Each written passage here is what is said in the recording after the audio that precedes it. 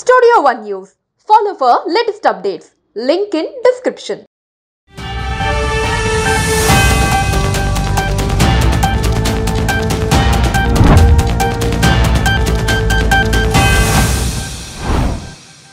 ఈ గురువారం అంటే మే 8 రాత్రి భారతదేశంలోని అనేక ప్రదేశాలలో పాకిస్తాన్ పెద్ద దాడి చేయడానికి ప్రయత్నించింది. అయితే భారత సైన్యం దానిని సకాలంలో తిప్పికొట్టింది. జమ్మూలోని విమానాశ్రయం, రైల్వే స్టేషన్ తో పాటు రాజస్థాన్ లోని పఠాన్కోట్, జైసల్మేర్లలో పాకిస్తాన్ తన దుష్ట కార్యకలాపాలను నిర్వహించడానికి ప్రయత్నించింది.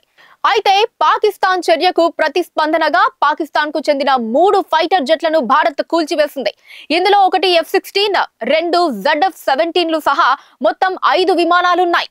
అంతకు ముందు పాకిస్తాన్ భారతదేశంలోని అనేక ప్రదేశాలపై దాడి చేయడానికి ప్రయత్నించింది. అయితే భారతదేశం S-400 రక్షణ వ్యవస్థ దాని దుష్ట ఉద్దేశాలను భగ్నం చేసింది. పాకిస్తాన్ కు చెందిన ఒక F-16, 2 JF-17 యుద్ధ విమానాలతో పాటు 8 క్షిపణులు, 16 డ్రోన్లను భారత్ ధ్వంసం చేసినట్లు సమాచారం. అంతకు ముందు 15 భారతీయ నగరాలను లక్ష్యంగా చేసుకునే ప్రయత్నం విఫలమైన కొన్ని గంటల తర్వాత పాకిస్తాన్ జమ్మూ కాశ్మీర్ లోని అనేక ప్రాంతాలపై దాడి చేసింది. రాత్రి 9 గంటలకు కొద్దిసేపటి ముందు జమ్మూలో పెద్ద పేలుల శబ్దాలు వినిపించాయి.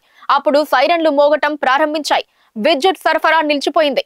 ఈ కాలంలోని అనేక వీడియోలు సోషల్ మీడియాలో వైరల్ అవుతున్నాయి. పరిస్థితి మరింత దిగజారటంతో నగరంలోని అనేక ప్రాంతాల్లో మొబైల్ ఫోన్ సేవలు నిలిచిపోయాయి. దీంతో స్థానికులు తమ స్నేహితులు, బంధువులను సంప్రదించడానికి ప్రయత్నించారు. జమ్మూ కాశ్మీర్ సరిహద్దు ప్రాంతాలలో ఎక్కువ భాగం ఇప్పుడు అంధకారంలో ఉన్నాయి. పంజాబ్ లోని ఫిరోజ్పూర్, గురుదాస్పూర్లలో పాకిస్తాన్ సరిహద్దులో ఉన్న మరొక రాష్ట్రమైన రాజస్థాన్ లోని కొన్ని ప్రాంతాలలో కూడా బ్లాక్ అవుట్ ప్రకటించారు.